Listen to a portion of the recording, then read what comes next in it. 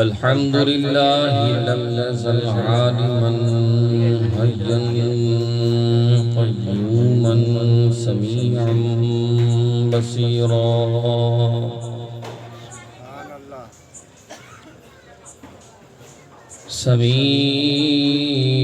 سميعا بصيرا وسراجا منيرا وسراجا منيرا ونور على نور أما بعد فأعوذ بالله من الشيطان الرجيم بسم الله الرحمن الرحيم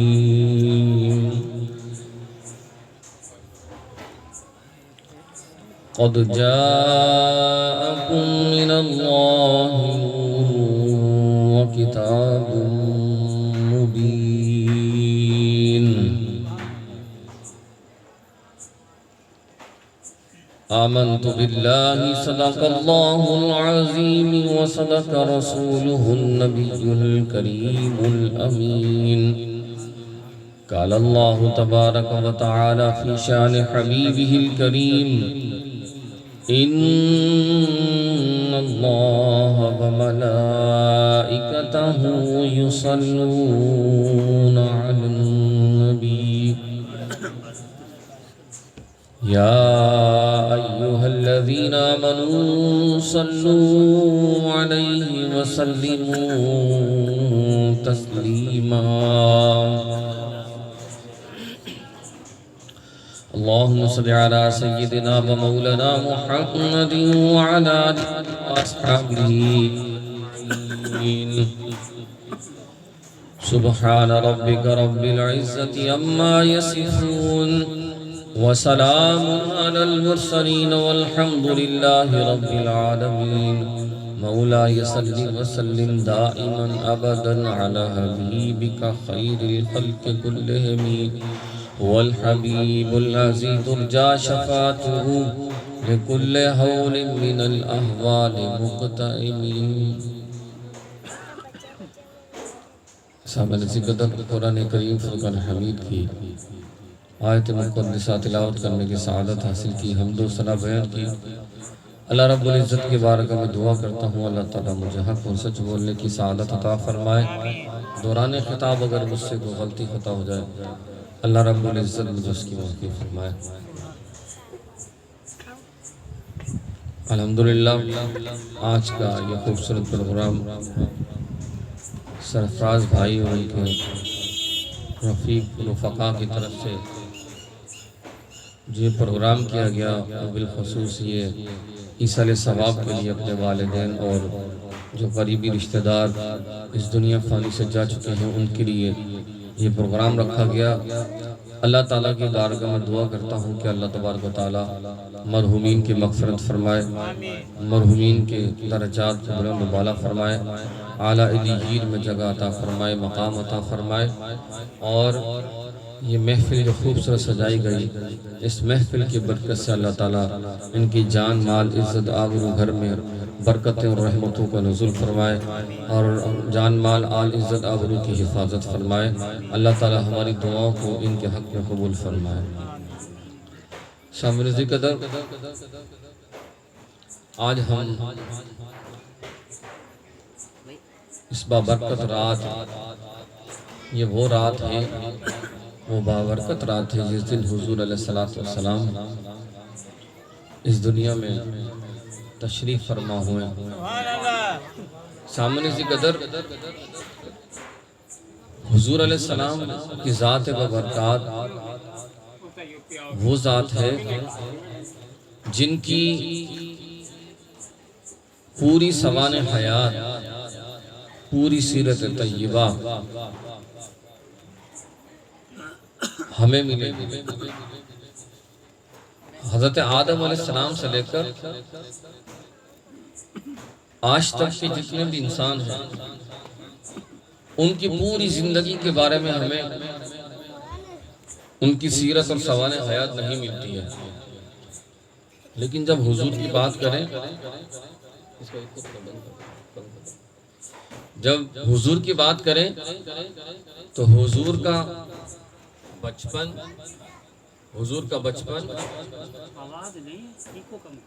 بچپن کے بعد حضور علیہ الصلوۃ والسلام کی جوانی، پھر اس کے بعد حضور علیہ السلام کا ظاہری اعلان نبوت، پھر اس کے بعد مکی زندگی پوری، مکی زندگی کے بعد آپ صلی اللہ علیہ وسلم کا مکے سے مدینہ ہجرت کر جانا، پھر مدینہ میں جنگ بدر، احد، خندق، حنین، دیگر جنگیں، ازواج مطہرات کے ساتھ آپ کے تعلقات، صحابہ کرام سے آپ کے تعلقات، اور اس کے بعد خطبہ حجۃ الوداع تک کے معاملات، اور حضور علیہ السلام کے آخری ایام تک حضور کی پوری سوانح حیات، پوری سیرت طیبہ آج ہمیں ملتی ہے، ہمارے پاس موجود ہے۔ یعنی حضور کی جس چیز کا تذکرہ کرنا چاہیں، حضور کے بچپن سے لے کر حضور کے دنیا کے جانے تک، دنیا سے پردہ فرمانے تک کے تمام جو ہے سیرتیں اور سوانح حیات لکھی ہوئی موجود ہے، تذکرے ملتے ہیں، اور قیامت تک یہ تذکرہ ہوتا رہے گا۔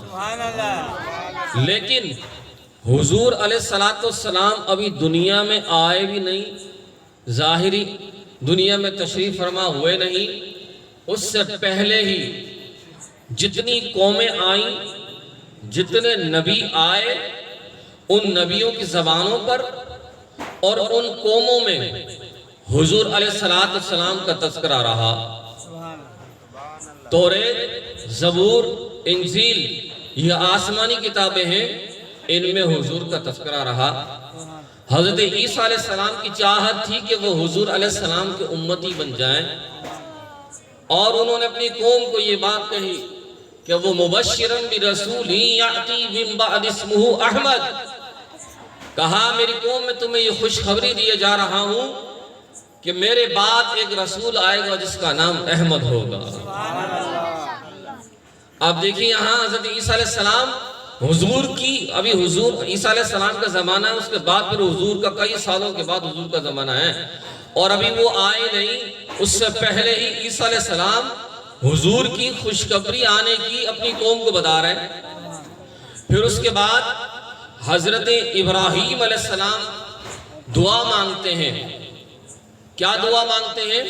ربنا وابعث فیہم رسولا من انفسہم یتلو علیہم آیاتک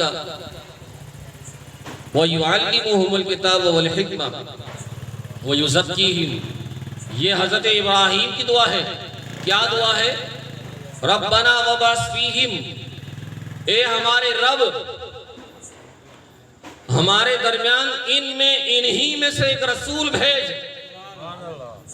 جو تیری آیتیں پڑھ پڑھ کر انہیں سنائے، انہیں کتاب اور حکمت کی تعلیم دے، وَيُزَكِّيهِمْ، اور انہیں پاک کر دے۔ یہ دعا کس نے مانگی تھی؟ حضرت ابراہیم علیہ السلام نے۔ حضرت ابراہیم علیہ السلام دعا مانگ رہے ہیں، یا اللہ ہمارے درمیان، ان کے درمیان ان میں سے ہی ایک رسول بھیج جو انہیں تیری آیتیں پڑھ پڑھ کر سنائے، انہیں کتاب اور حکمت کی تعلیم دے، انہیں پاک کرے۔ اللہ نے ابراہیم کی دعا کو قبول فرمایا۔ قرآن کریم فرقان حمید کے اندر آتا ہے لَقَدْ مَنَّ اللَّهُ عَلَى الْمُؤْمِنِينَ إِذْ بَعَثَ فِيهِمْ رَسُولًا مِّنْ أَنفُسِهِمْ يَتْلُو عَلَيْهِمْ آيَاتِهِ وَيُزَكِّيهِمْ وَيُعَلِّمُهُمُ الْكِتَابَ وَالْحِكْمَةَ وَإِنْ كَانُوا مِنْ قَبْلُ لَفِي ضَلَالٍ مُبِينٍ۔ قرآن کریم کی آیت ہے، اللہ نے کہا لَقَدْ مَنَّ اللَّهُ عَلَى الْمُؤْمِنِينَ إِذْ بَعَثَ فِيهِمْ، اللہ فرماتا ہے مومنین میں نے تم پر احسان فرمایا ہے۔ اس سے پہلے اللہ فرماتا ہے اے میرے بندو، میں نے تمہیں جو ہے ساری کائنات بنائی ہے، سب کچھ بنایا ہے، میں نے انسانوں تمہارا جسم بنایا ہے، تمہیں آنکھیں دی ہیں، زبان دی ہے، ہاتھ دیا ہے، پاؤں دیے ہیں، پورا جسم صحیح سلامت دیا ہے، ہر نعمت تمہیں عطا فرمائی ہے، لیکن کبھی یہ نہیں کہا کہ مومنین میں نے تم پر احسان کیا ہے۔ جب بات آئی اپنے حبیب کی، جب بات آئی اپنے پیارے کی، تو اللہ فرماتا ہے لوگوں سنو، مومنین سنو، میں نے تم پر احسان فرمایا ہے کہ تمہارے درمیان میں نے اپنا رسول بھیجا ہے۔ کیوں بھیجا ہے؟ اس لیے بھیجا ہے تاکہ وہ تمہیں میری آیتیں پڑھ کر سنائے، تمہیں قرآن اور حکمت کی تعلیم دے، کتاب اور حکمت کی تعلیم دے، وَيُزَكِّيهِمْ تمہیں پاک کر دے، اس سے پہلے تم گمراہ تھے۔ اب اس آیت سے بھی پتا چلا کہ حضرت ابراہیم کی زبان پر کس کا تذکرہ تھا؟ حضور علیہ السلام کا۔ اس سے پہلے جتنے نبی آئے ان کی زبانوں میں بھی تذکرہ۔ اور حضور کب نبی تھے؟ حضور کب تھے؟ خود حضور کی زبانی سنتے ہیں۔ شیخ محدث دہلوی رحمت اللہ تعالیٰ علیہ لکھتے ہیں کہ حضور علیہ السلام نے فرمایا اول ما خلق اللہ نوری، فرماتے ہیں کہ اللہ تبارک و تعالیٰ نے ہر چیز سے پہلے میرے نور کو پیدا فرمایا ہے۔ اللہ نے ہر چیز سے پہلے میرے نور کو پیدا فرمایا ہے۔ حضرت جابر رضی اللہ تعالیٰ فرماتے ہیں کہ قال رسول اللہ صلی اللہ علیہ وسلم ان اللہ تعالیٰ خلق قبل الاشیاء نور نبیک من نورہ۔ جناب جابر رضی اللہ تعالیٰ فرماتے ہیں کہ اللہ تبارک و تعالیٰ نے ہر چیز سے پہلے حضور علیہ السلام فرماتے ہیں کہ اللہ تبارک و تعالیٰ نے ہر چیز سے پہلے میرے نور کو اپنے نور سے پیدا فرمایا ہے۔ جب جابر رضی اللہ تعالیٰ نے سوال کیا اے اللہ کے رسول صلی اللہ علیہ وسلم آپ کب نبی تھے؟ تو حضور علیہ السلام فرماتے ہیں ان اللہ تعالی خلق قبل الاشیاء نور نبیک من نورہ۔ جناب جابر رضی اللہ تعالیٰ کی روایت ہے حضور علیہ السلام نے فرمایا، حضور فرماتے ہیں میں اس وقت بھی نبی تھا کہ جب اللہ تبارک و تعالیٰ نے میرے نور کو اپنے نور سے پیدا فرمایا تھا۔ اس وقت بھی نبی تھا۔ وَلَمْ يَكُنْ ذَلِكَ فِي الْوَقْتِ لَوْحٌ وَلَا قَلَمٌ وَلَا جَنَّةٌ وَلَا دَوْزَخٌ وَلَا مَلَكٌ وَلَا سَمَاءٌ ولا ارض ولا شمس ولا قمر ولا جنت ولا دوزخ ولا جن ولا انس۔ جناب جابر رضی اللہ تعالیٰ فرماتے ہیں، روایت ہے حضور علیہ السلام فرماتے ہیں میں اس وقت بھی نبی تھا جب نہ لو تھے، نہ قلم تھا، نہ فرشتے تھے، نہ جنت تھی، نہ دوزخ تھی، نہ آسمان تھا، نہ زمین تھی، نہ اس وقت جو ہے سورج تھا، نہ چاند تھا، نہ جن تھے، نہ انسان تھا۔ پتا چلا کہ جب کچھ بھی نہ تھا، نہ زمین، نہ آسمان، نہ فرشتے، نہ جنت، نہ دوزخ، نہ لوح، نہ قلم، کچھ بھی نہیں تھا، میرے حضور فرماتے ہیں ان اللہ تعالی خلق قبل الاشیاء نور نبیک من نورہ۔ جب کچھ بھی نہ تھا اس وقت اللہ نے میرے نور کو اپنے نور سے پیدا فرمایا تھا، میرے نور کو اپنے نور سے پیدا فرمایا تھا۔ روایت میں آتا ہے حضور علیہ السلام فرماتے ہیں کنت نبیوں وآدم بین الروح والجسد۔ فرماتے ہیں حضور علیہ السلام کہ میں اس وقت بھی نبی تھا، میں اس وقت بھی سب بولیں میں اس وقت بھی نبی تھا جب حضرت آدم علیہ السلام روح اور جسم کے درمیان میں تھے۔ کب؟ جب آدم علیہ السلام روح اور جسم کے درمیان میں تھے، میں اس وقت بھی نبی تھا۔ جناب حضور علیہ السلام فرماتے ہیں کنت نبی آدم بین الماء والطین۔ فرماتے ہیں میں اس وقت بھی نبی تھا جب حضرت آدم علیہ السلام پانی اور مٹی کے درمیان میں تھے، میں اس وقت بھی نبی تھا۔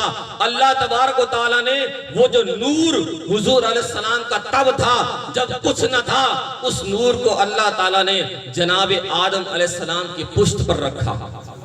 جب آدم علیہ السلام کو بنایا نا تو آدم علیہ السلام کی پشت پر اس نور کو رکھا۔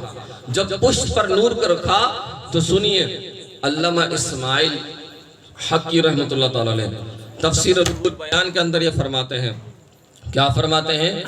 آپ فرماتے ہیں توجہ کیجئے گا، فرماتے ہیں کہ جب اللہ تعالیٰ نے آدم علیہ السلام کو جنت میں بھیجا نا اور حضور علیہ السلام کا نور جناب آدم علیہ السلام کی پشت مبارک پر رکھا نا، تو جب جنت میں تھے تو فرشتے جناب آدم علیہ السلام کے پیچھے پیچھے تعظیماً چل رہے ہیں، بڑا ادب اور احترام کر رہے ہیں اور سبحان اللہ کی صدائیں لگا رہے ہیں۔ علامہ اسماعیل حقی رحمۃ اللہ تعالیٰ علیہ تفسیر روح البیان کے اندر لکھتے ہیں کہ جناب آدم علیہ السلام نے کہا یا اللہ یہ فرشتے میرے پیچھے تعظیماً احتراماً اکراماً کیوں چل رہے ہیں اور یہ سبحان اللہ کی صدائیں کیوں لگا رہے ہیں؟ تو جناب آدم علیہ السلام کو اللہ تبارک و تعالیٰ نے کہا کہ اے آدم تیری پیشانی تیری پشت پر جو میں نے نور محمد رکھا ہے اس پشت کی تعظیم کرتے ہوئے فرشتے پیچھے پیچھے چل رہے ہیں۔ سبحان اللہ نعرہ تکبیر، نعرہ رسالت، نعرہ تحقیق، سرکار کی آمد، سونے کی آمد، مدنی کی آمد۔ تو جناب آدم علیہ السلام نے تمنا کی، آرزو کی، یا اللہ جو تو نے وہ نور میری پشت پر رکھا ہے نا اس نور کو میری پیشانی پر رکھ دے۔ اللہ نے اس نور کو، علامہ اسماعیل حقی رحمۃ اللہ تعالیٰ تفسیر روح البیان جلد نمبر 4 میں لکھتے ہیں کہ اللہ نے اس نور کو آپ کی پیشانی پر رکھ دیا۔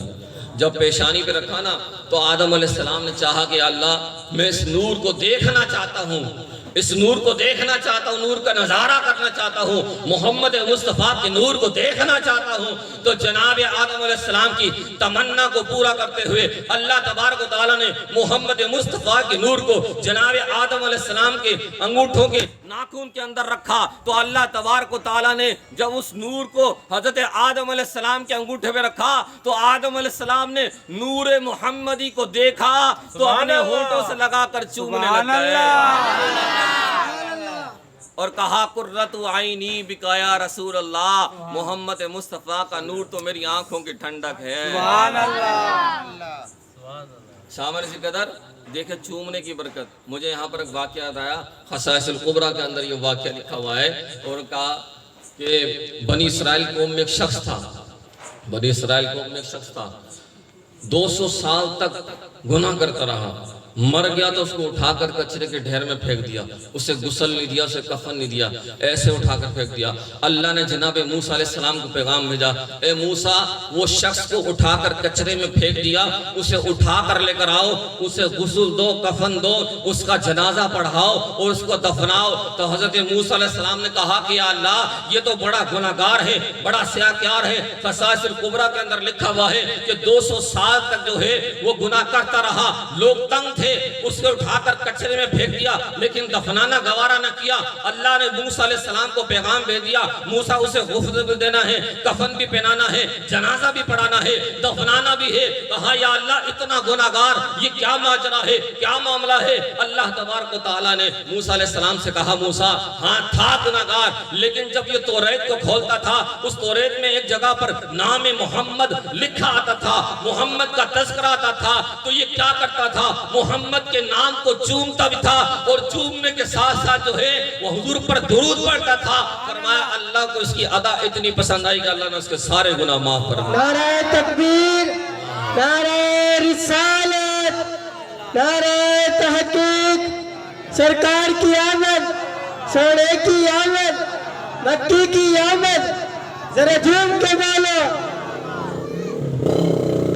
سامنے سے قدر یہ جو نور تھا نا، نور محمدی صلی اللہ علیہ وسلم جو آدم کی پیشانی میں چمک رہا تھا، یہ نور حضرت آدم علیہ السلام سے ہوتا ہوا ابراہیم علیہ السلام، جناب ابراہیم سے ہوتا ہوا جناب حضرت عیسیٰ، اور عیسیٰ سے ہوتا ہے جناب مرہ قلاب، اور اس کے بعد جو ہے ہاشم عبد المطلب سے ہوتا ہوا۔ جب یہ نور حضور علیہ السلام کے والد جناب عبداللہ کی پیشانی مبارک پر آتا ہے نا تو جناب عبداللہ فرماتے ہیں جب میں مکے کی گلیوں میں پہلے بھی گزرتا تھا، مکے کی گلیوں میں پہلے بھی جایا کرتا تھا، مکے کی گلیوں میں سے میرا گزر ہوتا تھا، لیکن کبھی ایسا کوئی معاملہ نہیں ہوا تھا، لیکن اب عجب معاملہ ہوا کہ جب میں مکے کی گلیوں سے گزر رہا ہوں تو بنو خشعم قبیلے کی ایک عورت جو ہے نجوم مجموعی علم رکھتی تھی، اس نے مجھے دیکھنا شروع کیا تو مجھے ایسے دیکھتی تھی جیسے ٹکٹکی نگاہ لگا کر. ٹکٹکی نگاہ ایسی ہوتی ہے کہ جب نگاہ کسی پہ پڑ جائے تو ہٹتی نہیں ہے. تو کہا کہ جب میں مکے کی گلیوں سے گزرتا تھا، بنو خشعم قبیلے کی وہ عورت مجھے ٹکٹکی نگاہ لگا کر دیکھتی تھی، مجھ سے نگاہ ہٹاتی نہیں تھی. میں جو ہے ایک دن معمول کے مطابق واپس وہیں سے گزرا. جب میں وہاں سے گزر رہا تھا، اس بنو خشعم قبیلے کی عورت نے مجھے دیکھ کر جو ہے اپنی نگاہیں پھیر لی، اپنے نگاہیں ہٹا لی. مجھے تعجب ہوا کہ آج اس عورت نے مجھے دیکھ کر اپنی نگاہیں کیوں ہٹا لی. میں اس عورت کے پاس جاتا ہوں اور کہتا ہوں، اے بنو خشعم قبیلے کی عورت، تو نے آج دیکھ کر مجھ سے نگاہیں کیوں ہٹا لی؟ پہلے تو نگاہ نہیں ہٹاتی تھی. وہ کہنے لگی، عبداللہ میں تجھے نہیں دیکھتی تھی، میں تجھے نہیں تکتی تھی، میں تجھے نہیں دیکھا کرتی تھی، بلکہ لقد رأیت بین عینی کا، بلکہ بین عینی کا نورن، بلکہ میں جو دیکھتی تھی تیرے پیشانی میں جو نور چمکتا تھا میں اس نور کو دیکھتی تھی. آج مجھے وہ نور نظر نہیں آ رہا ہے. تو جناب عبداللہ فرماتے ہیں، وہ جس نور کو تو دیکھا کرتی تھی، جس نور کو تو تکا کرتی تھی، جس نور کی طرف تیری نگاہیں تھی، اب وہ نور میری پیشانی سے نکل کر جناب آمنہ کے بطن عطف میں منتقل ہو چکا ہے. بیوی آمنہ کے بطن عطف میں جب نور آتا ہے، سامنے ذکر 12ویں کی صبح، وہ کیسی صبح ہوتی، وہ کیسی صبح تھی. میں کہتا ہوں گا، یہ میرے اپنے الفاظ ہیں، میں کہوں گا کہ سورج جب سے اللہ نے بنایا ہے نا، تب سے لے کر آج تک جب سورج کو پتا ہوگا نا کہ محمد مصطفیٰ کی، سنے بھی تذکرے سنو ہوں گے نا نبیوں کی زبانوں میں، محمد آنے والے ہیں، محمد احمد آئے گا جن کا نام احمد ہوگا اور وہ آئیں گے. ہر نبی کی زبان پر قوم پہ تذکرے رہیں تو اس کی تمنا اور تڑپ ہوگی کہ وہ کس دن سورج میرا طلوع ہوگا، کب میں طلوع ہوں گا. وہ کون سی گھڑیاں ہوں گی جب اللہ بھی مجھے اس نبی کی سعادت عطا فرمائے گا، میری گرنوں کو اس کی سعادت عطا فرمائے گا. وہ گھڑیاں کون سی ہوں گی، وہ صبح کون سی ہوگی. سامر ذکر جس دن حضور کی ولادت ہوئی، بی بی آمنہ فرماتی ہیں، خرج منی نور، میرے بدن سے نور نکلا، ادا علی قصور الشام، اس نور سے میں نے شام کے محلات کا نظارہ کر لیا. سامنے ذکر اب غور کیجئے گا، توجہ کیجئے گا. دنیا میں جب بچہ آتا ہے نا، سب کے ہاں ایسا ہے معاملہ، جب دنیا میں بچہ آتا ہے تو وہ بچہ اسے ماں سے جدا کرنے کے لیے ناف کو کاٹا جاتا ہے، ناف کو کاٹا جاتا ہے، پھر وہ ماں سے جدا ہوتا ہے. لیکن خدا کی قسم جب محمد مصطفیٰ میرے اور آپ کے پیارے حبیب پیدا ہوئے تو ناف بریدہ پیدا ہوا، پہلے سے ناف کٹی ہوئی تھی، سبحان اللہ، پہلے سے ہی ناف کٹی ہوئی تھی. شامل ذکر بچے دنیا میں آتے ہیں، بچے دنیا میں آتے ہیں. جب دنیا میں بچہ آتا ہے تو اس کی طہر کی جاتی ہے، سنت کی جاتی ہے. خدا کی قسم جب حضور علیہ السلام دنیا میں تشریف لائے تو ختنہ شدہ پیدا ہوئے، آپ پہلے سے ہی طہر شدہ تھے، سبحان اللہ. جب دنیا میں بچے آتے ہیں تو انہیں غسل دیا جاتا ہے، وہ خون سے لت پت ہوتے ہیں تو انہیں صاف کیا جاتا ہے، نہلایا جاتا ہے، دھلایا جاتا ہے، صاف کیا جاتا ہے.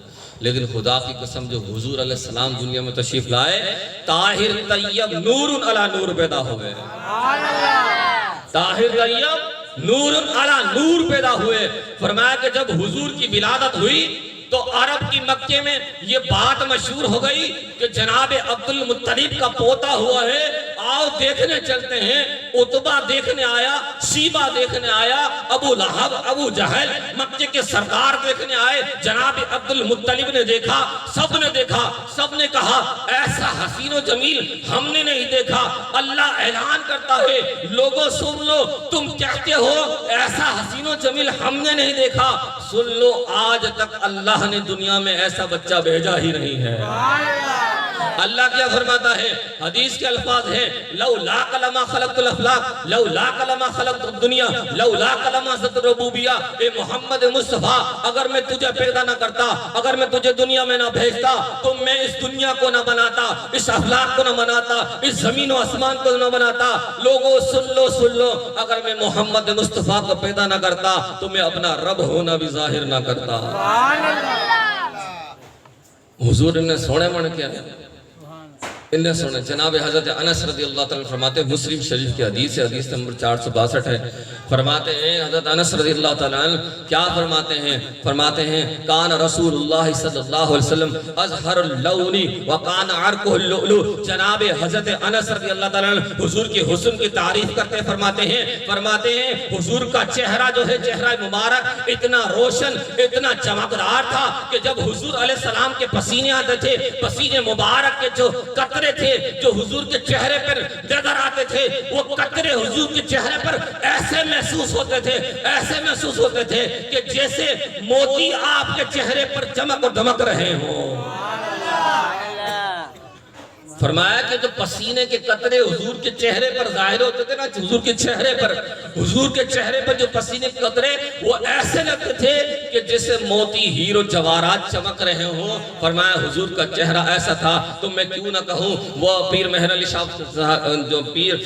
شاہ صاحب فرما گئے کہ مکھ چند بدر شاشانی ہے، متھے چم کے لاڑ نورانی ہے، کالی زلف تیاک مستانی ہے، مخبور رکھی ہن مد بھریاں سبحان اللہ۔ اس صورت نو میں جان آکھاں کہ جان جہان آکھاں، سچ آکھاں کہ رب دی شان آکھاں، جن شان تو بنیا سب شان۔ سبحان اللہ ما اجملکا ما احسنکا ما اکملکا، کتھے مہر علی کتھے تیری ثنا، کتھے مہر علی کتھے تیری ثنا، مشتاق اکھی کتھے جاڑی۔ نعرہ تکبیر، نعرہ رسالت، سرکار کی آمد، ساڑے کی آمد، مدنی کی آمد۔ جناب حضرت ابو ہریرہ رضی اللہ عنہ کیا فرماتے ہیں حضور کے حسن کو دیکھ کر؟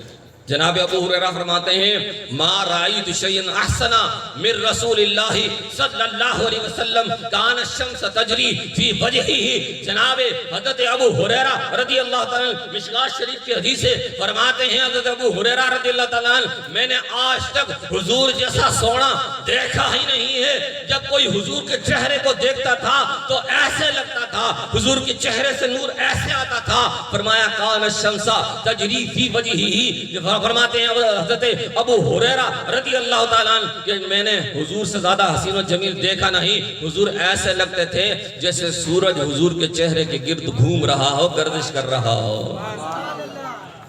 سامنے ذکر جیسے سورج حضور کے چہرے کے گرد گردش کر رہا ہو۔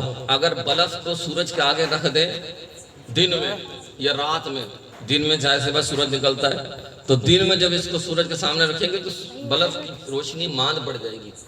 ہم کتنے بھی بلب بنا دیں چلا دیں تو اس کی روشنی نہیں ہوگی کیونکہ سورج کی روشنی زیادہ ہے۔ حضرت ابو ہریرہ فرماتے ہیں مشکات شریف کی حدیث ہے، فرمایا حضور کا چہرے سے نور ایسے نکلتا تھا جیسے لاٹھیں نکل رہی ہوں سورج کی، جیسے نور کی شعاعیں نکل رہی ہوں۔ فرمایا کہ ایسا لگتا تھا جیسے حضور کا چہرہ نہیں ہے بلکہ یہ سورج ہے، جیسے سورج شعاعیں دیتا ہے دن میں، روشنی پوری دنیا کو کر دیتا ہے۔ فرمایا حضور کے چہرے سے نور مبارک ایسا نکلتا تھا جیسے سورج حضور کے چہرے کے گرد گھوم رہا ہو، گھوم رہا۔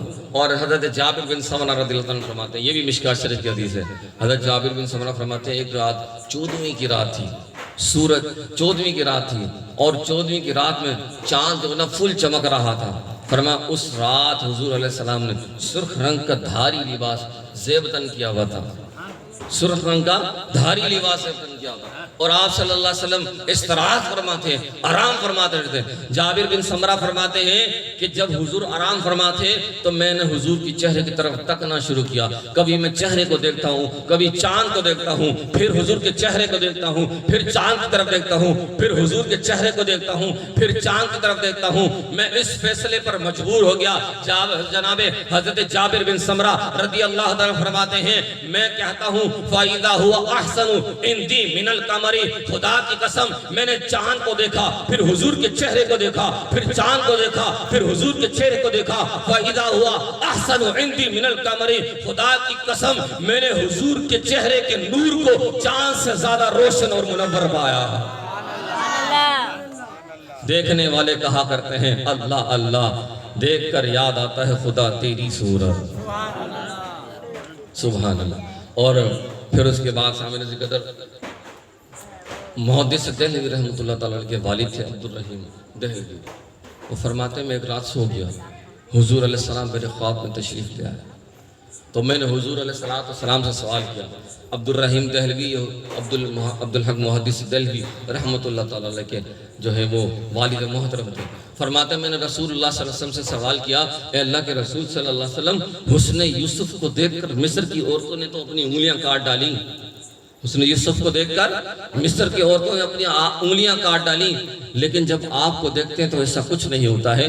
تو حسن یوسف کیا تھا, سامنے سے قدر جب زلیخا پر اعتراض ہوا کہ زلیخا تو کس سے محبت کر بیٹھی ہے, تو اس غلام سے محبت کر بیٹھی ہے, اس غلام سے, تو زلیخا تو بادشاہ کی بیوی ہے اور تو اس غلام سے محبت کر بیٹھی. زلیخا کہتی تمہیں کیا خبر, تمہیں کیا خبر کہ حسن یوسف ہے کیا, حسن یوسف کیسا ہے. اگر تمہیں حسن یوسف دکھا دوں تو تمہیں لگ پتا جائے, ٹھیک ہے کل تم آ جانا, میں تمہیں بھی حسن یوسف دکھاتی ہوں. اپنی سہیلیوں کو دربار میں بلا لیا, ساری سہیلیاں دربار میں آ گئی, ساری سہیلیوں کے ہاتھ میں سیب پھل پکڑا دیے اور ایک ہاتھ میں چاقو پکڑا دیا. وہاں حضرت یوسف علیہ السلام کو لایا گیا. حضرت یوسف علیہ السلام کے چہرے پر کپڑا ڈال دیا اور کہا کہ یوسف جب تمہیں کہا جائے یہاں سے گزرنا تو تم یہاں سے گزر جانا. حضرت یوسف علیہ السلام کو وہاں کر دیا. وہاں پر سہیلیاں کھڑی ہیں, سہیلیوں کے ہاتھ میں پھل پکڑا دیے اور ہاتھ میں چاقو پکڑا دیا. کہا کہ سہیلیوں اب تم جو ہے پھل کو کاٹنے شروع کر دو. سہیلیاں پھل کاٹ رہی ہیں. وہاں سے جناب یوسف علیہ السلام سے کہا کہ یوسف اب تم گزرنا شروع کر دو. حضرت یوسف نے گزرنا شروع کیا. کہا یوسف کپڑا ہٹا, حسن یوسف تو دکھا. جب یوسف علیہ السلام نے کپڑا ہٹایا, قرآن فرماتا ہے کہ ان عورتوں نے زلیخا کی سہیلیاں جو پھل کاٹ رہی تھی وَقَطَّعْنَا أَيْدِيَهُنَّ, وہ پھل کاٹتے کاٹتے اپنی انگلیاں کاٹ ڈالی, وہ پھل کاٹتے کاٹتے اپنی انگلیاں کاٹ ڈالی. جناب حضور علیہ السلام سے سوال ہوا, حضور آپ کو دیکھتے ہیں حسن یوسف کی عورتوں نے تو انگلیاں کاٹی تھی لیکن آپ کو دیکھ کر ایسا نہیں ہوتا ہے. تو حضور علیہ السلام نے فرمایا اس لیے کہ اللہ نے میرے جمال کو محبت غیرت کی وجہ سے لوگوں کی آنکھوں سے چھپا رکھا ہے. اگر اللہ سے محبت غیرت کو ہٹا دے, میرے جمال سے پردوں کو ہٹا دے, تو حسن یوسف کی عورتوں نے تو انگلیاں کاٹی تھی, مجھے محمد مصطفیٰ کو دیکھ کر صحابہ تو اپنی جانیں بھی لٹا دیا کرتے تھے. حسن یوسف پر کٹی مصر میں انگشت زنا تیرے نام پر کٹاتے ہیں سر مردان عرب. جب حسان بن ثابت نے حضور علیہ السلام کے حسن کو دیکھا نا تو دیکھ کر کہنے لگے احسن منکا لم تر قط عینی واجمل منکا لم تلد النساء خلقت مبرعا من کل عیب کانک قد خلقت کما تشاء. جناب حضرت حسان بن ثابت فرماتے ہیں خدا کی قسم میں نے ایسا حسین و جمیل کبھی میری آنکھ نے دیکھا نہیں, محمد مصطفیٰ جیسا حسین و جمیل کبھی میری آنکھ نے دیکھا نہیں. کہا یہ آنکھیں دیکھنے کی مجال نہیں ہے بلکہ حضور جیسا تو آج تک کسی ماں نے جنا ہی نہیں ہے. کانک احسن من کلم ترکت عینی واجمل من کلم تلد النساء خلقت مبرعا من کل عیب, آپ کو ہر عیب سے پاک پیدا کیا گیا. کانک قد خلقت کما تشاء, جیسا آپ نے چاہا اللہ نے ویسا آپ کو بنایا ہے, جیسا آپ نے چاہا اللہ نے آپ کو ویسا بنایا ہے. مجھے وہ واقعہ یاد آ گیا, میں آپ کو واقعہ سنانا چاہوں گا. سامنے ذکر توجہ کیجئے گا.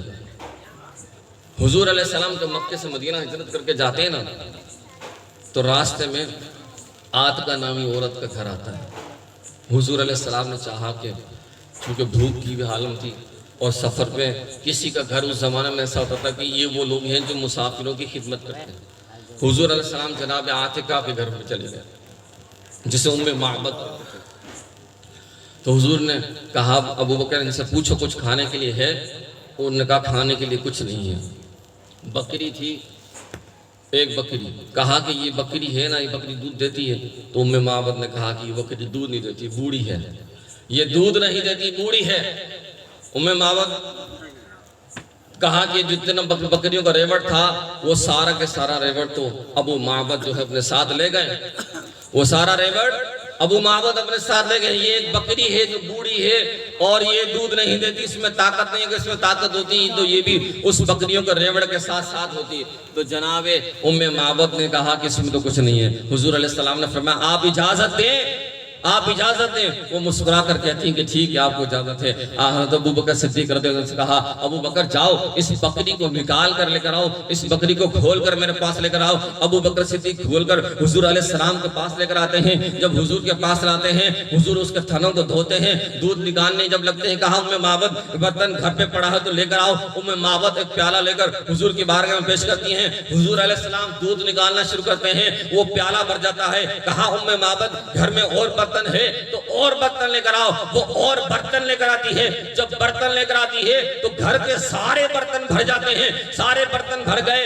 اب ابو بکر صدیق نے دودھ کو پیا اور ام معبد کو پلایا۔ ام معبد کا بچہ تھا اسے بھی پلایا۔ اس کے بعد حضور علیہ السلام نے پیا، حضور علیہ السلام پی کر چل دیے۔ جب بعد میں ابو معبد ام معبد کا جو ہے شوہر آتا ہے تو دیکھتا ہے گھر میں بڑی خوشبو ہے، گھر میں بڑی مہک ہے، آج گھر کا ماحول عجیب ہے، برتن دودھ سے بنے ہوئے ہیں۔ کہا ام معبد یہ ماجرا کیا ہے، یہ معاملہ کیا ہے؟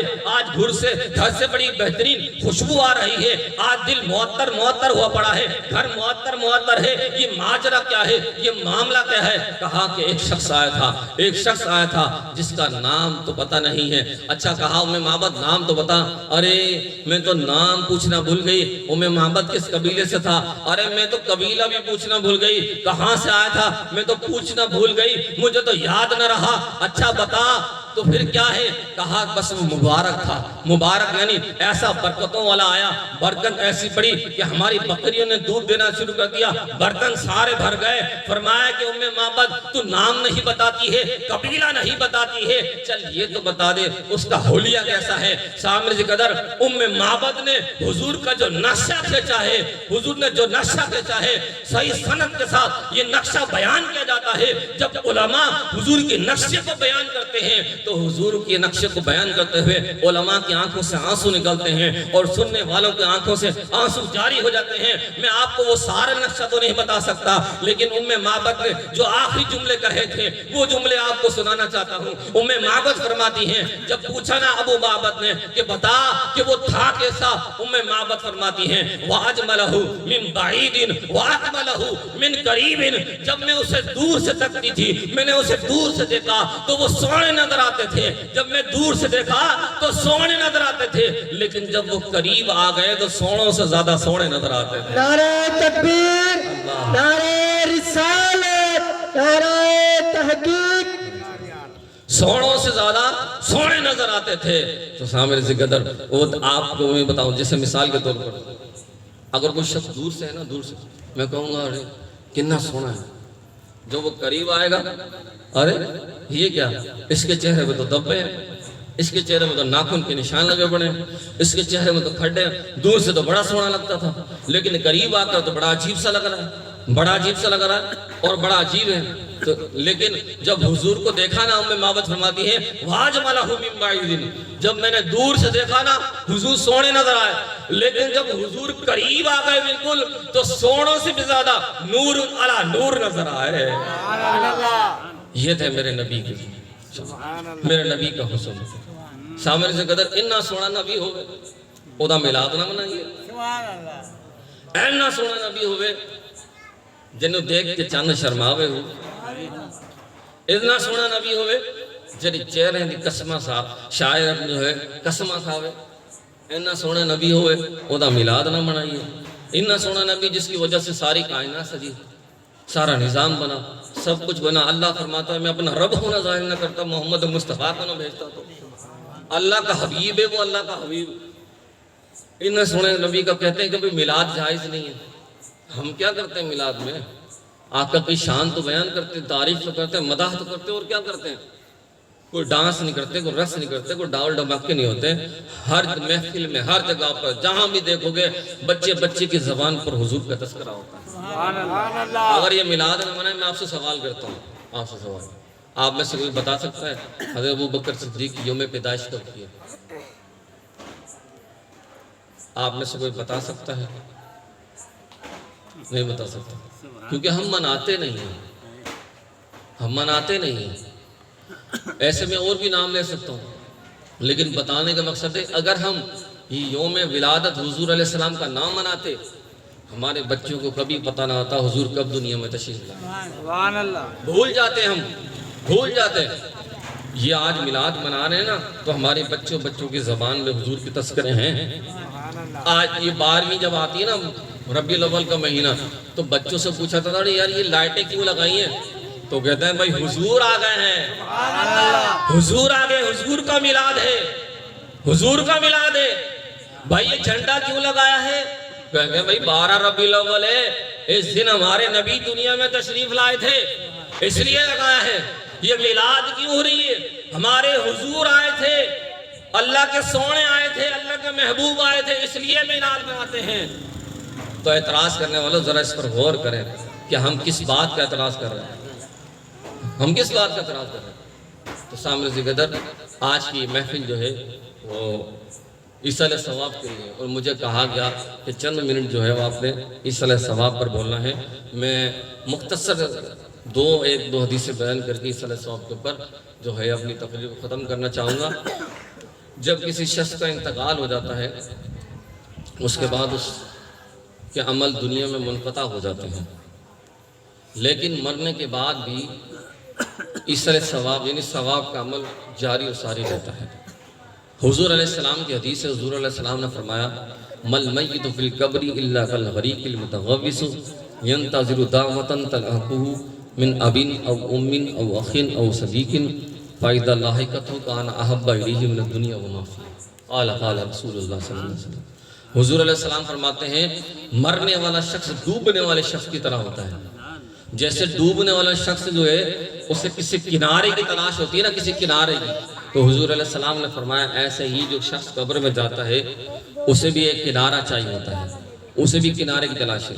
فرمایا کہ وہ انتظار کرتا ہے من ابن او امن او اخن او صدیقن، فرمایا اپنے باپ کی طرف سے، اپنی ماں کی طرف سے، اپنے بیٹوں کی طرف سے، اپنی اولاد کی طرف سے، اور اپنے دوستوں کی طرف سے، صدیق رشتہ دار بھی کہہ سکتے ہیں، او صدیقن اپنی دوستوں کی طرف سے کوئی ان کی طرف سے کوئی تحفہ آ جائے۔ وہ تحفہ کیا ہے؟ ایصال ثواب کی صورت میں فرمایا کہ مرنے والا ڈوبنے والے شخص میں کی طرح ہے، وہ قبر میں انتظار کرتا ہے کہ اس کے باپ کی طرف سے، ماں کی طرف سے، اولاد کی طرف سے، رشتہ داروں کی طرف سے، دوستوں کی طرف سے کچھ پہنچے۔ جب اس کے پیچھے زندہ جو ہے وہ اس کے لیے ایصال ثواب کرتے ہیں، دعا کرتے ہیں، استغفار کرتے ہیں، تو فرشتے ان کے پاس تحفتاً لے کر وہاں پہنچتے ہیں۔ جب وہ پہنچتے وہاں پر ان کو پیش کرتے ہیں تو وہ کہتے ہیں کہ ہمیں دنیا کی کوئی چیز زیادہ پیاری نہیں ہے، نہ دولت، نہ مال، نہ کچھ، خدا کی قسم جو تحفہ ان ماں باپ کی طرف سے، رشتہ داروں کی طرف سے، دوستوں کی طرف سے آیا ہے وہ ہمیں دنیا وما فیہا کی نعمتوں سے زیادہ بڑھ کر عزیز ہے۔ سبحان اللہ۔ اور حضور علیہ السلام فرماتے ہیں کہ پہاڑوں کی صورت میں، پہاڑوں کی طرح، یعنی کہ جیسے پہاڑ ایک اندر کتنا بڑا ہوتا ہے، فرمایا وہ اعمال پہاڑوں کی صورت میں ان کی بارگاہ میں پیش کیے جاتے ہیں۔ حضور علیہ السلام فرماتے ہیں میری امتی امت مرحومت، میری امت مرحومہ ہے، رحمت کی گئی امت ہے۔ جب ان کو قبروں میں ڈالا جاتا ہے تدخلوها بذنوبها قبورها، فرمایا کہ جب ان کو قبروں میں ڈالا جاتا ہے تو وہ گناہوں سے لت پت ہو کر قبروں میں جاتے ہیں، لیکن قیامت کے دن جب وہ اٹھائے جائیں گے تو گناہوں سے پاک ہوں گے۔ کیوں؟ کیونکہ ان کے پیچھے جو ہے ان کی اولادیں، ان کے رشتہ دار ان کے لیے ایصال ثواب کرتے ہوں گے، تو ان کی ایصال ثواب کی وجہ سے اللہ ان کے گناہوں کو قبروں میں ختم کر دے گا۔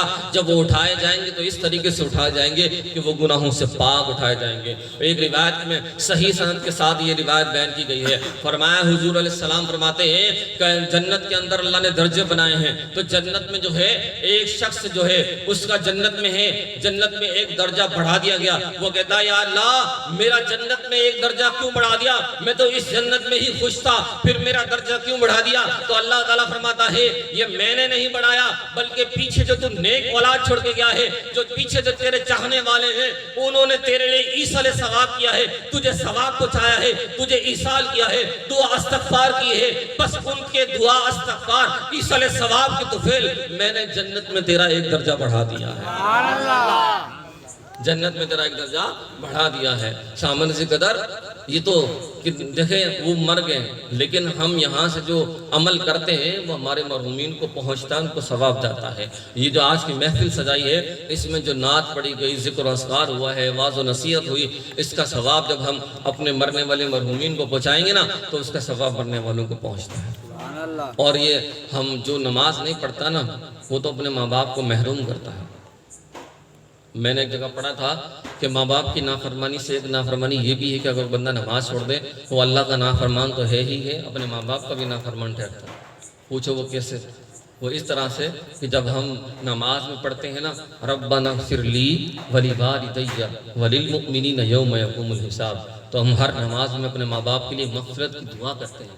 جس دن آپ نے نماز نہیں پڑھی اس دن آپ نے اپنے ماں باپ کو مغفرت سے محروم کر دیا۔ کیا مانگتے ہیں؟ ربنا اغفر لی، یا اللہ میری مغفرت فرما، ولوالدی میرے والدین کی مغفرت فرما۔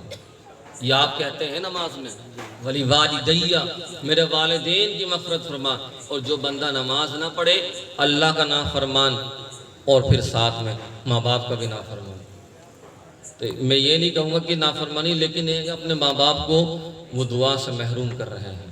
تو لہٰذا میں نے ایک اور حدیث پڑھی ہے اور میں اس حدیث کو بیان کر کے تقریر ختم کروں گا۔